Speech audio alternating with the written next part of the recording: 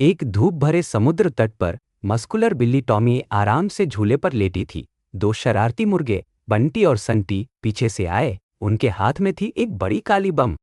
बंटी बोला, चलो टॉमी को सरप्राइज देते हैं। लेकिन जैसे ही उन्होंने बम रखा, टॉमी ने आंखें खोली और मुस्कुरा दी। उसने झूला ऐसे झुलाया कि बम पलटकर मुर्गों के पास जा गिरा। दोनों मुर्गे कुकड़ू करते हुए रेत में भाग गए। टॉमी बोला, आराम करने दो भाई, मस्ती कल करना। नैतिकः दूसरों को परेशान करने जाओगे तो तुम परेशान हो।